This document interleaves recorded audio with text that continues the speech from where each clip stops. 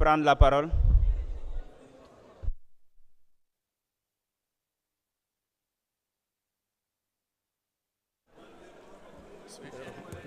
Veuillez regagner votre siège. La séance est reprise. Monsieur le ministre, vous avez la parole. Je vous remercie, Monsieur le Président. Monsieur le Président, honorables députés, Monsieur le ministre de l'Emploi, du Travail chargé des relations avec les institutions, mes chers collaborateurs, vous me permettrez à l'entame de mon propos de rendre hommage à Maître Cheikh Khoureyssi Ba, que j'ai connu il y a une trentaine d'années, alors que j'étais procureur à Kaolack, dans le cadre d'une procédure que présidait Monsieur le Président Yaham Leye, qui est le directeur des affaires criminelles et des grâces. Et j'ai toujours été particulièrement impressionné par son professionnalisme, son attachement au droit et son extrême courtoisie. Que Dieu l'accueille en son paradis éternel.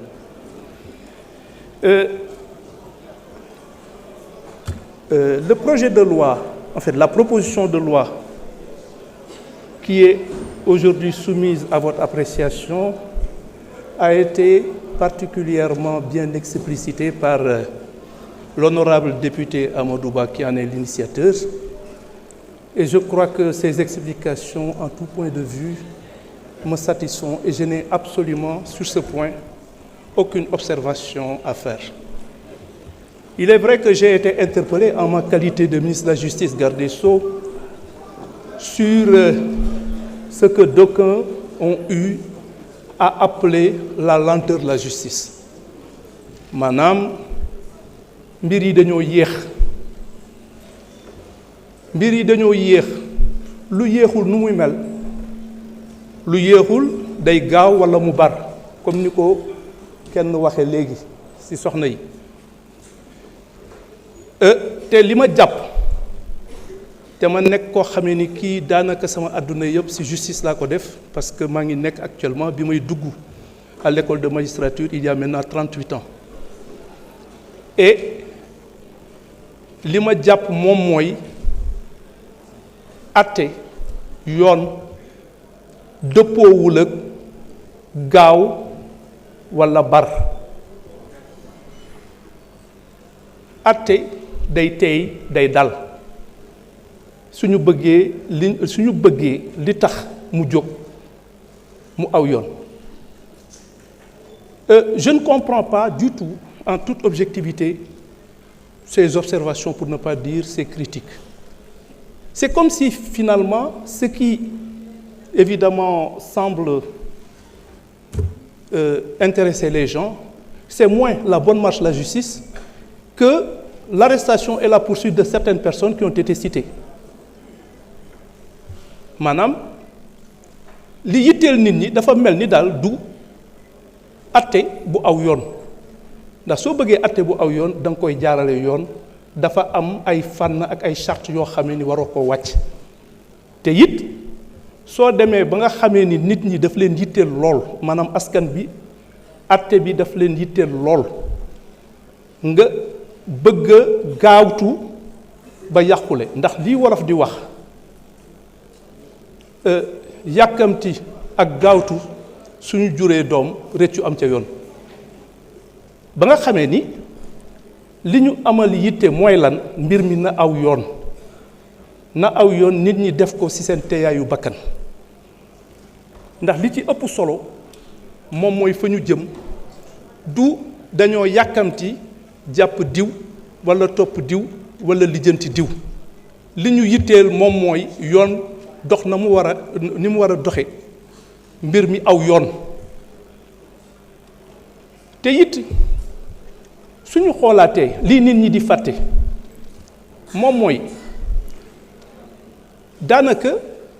liggéey bi mënuñu ko woon tàmbali donte tëraluñu le pôle judiciaire financier maanaam moom mooy ëttu àttekat bi nga xamee ni moom moo yelloo saytu li nga xamee ni lii moom moo ñu yitteel ci mbirum àtte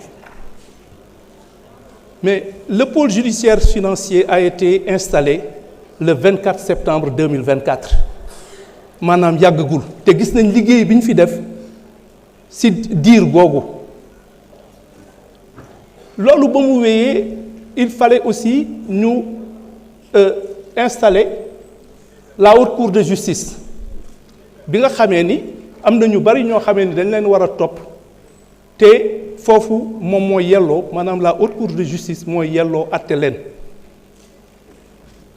la haute cour de justice ñu ngi ko installé le 28 décembre dernier te laataa ñuy jëmmal yooyu ëttu àttekaay dafa amoon ay charte yu bari yoo xam ne dañoo waroon sàmmoonteeg moom moo tax man suy nit ñi di wax ni mbir yi dañoo yéex man daf may jaaxal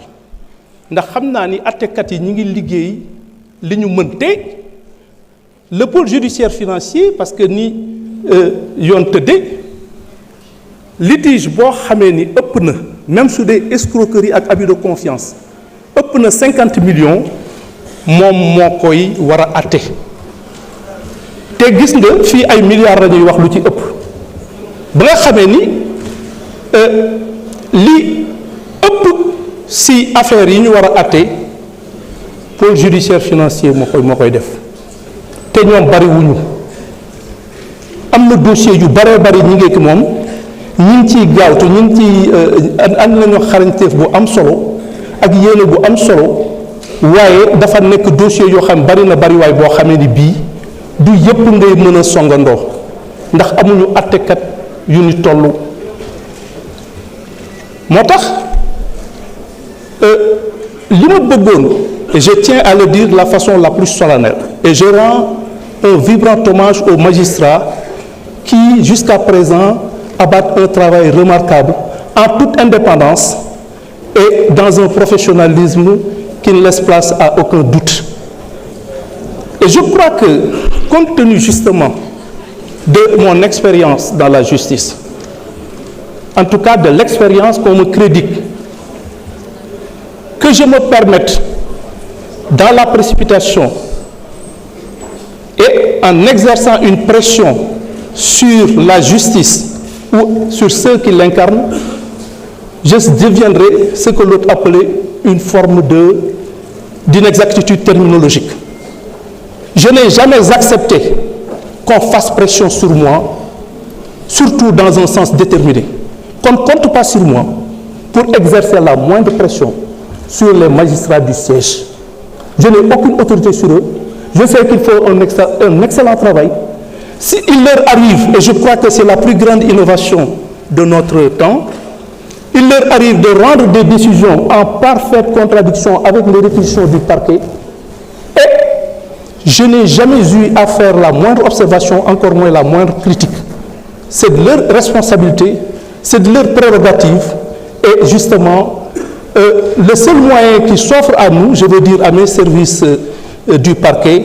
c'est de faire usage des voies de recours qui leur sont reconnues par la loi. Et je suis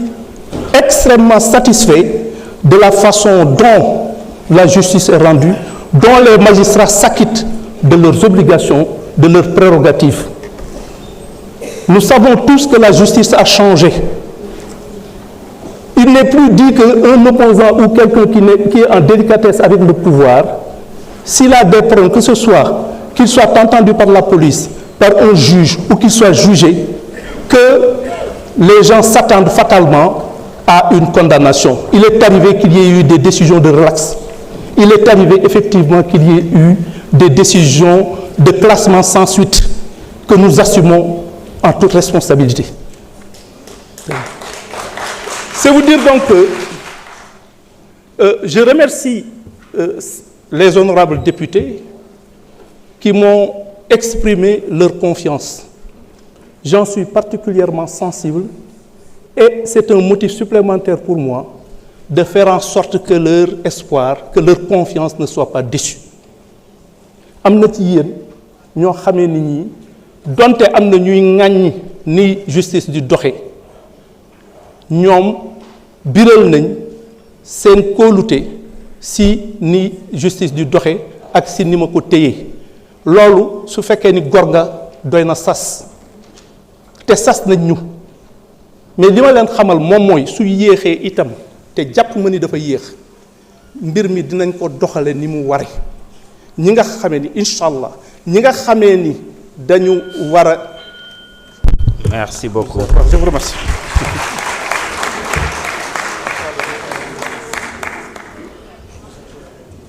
Je vous remercie, Monsieur le ministre. Mes chers collègues, la discussion générale est close.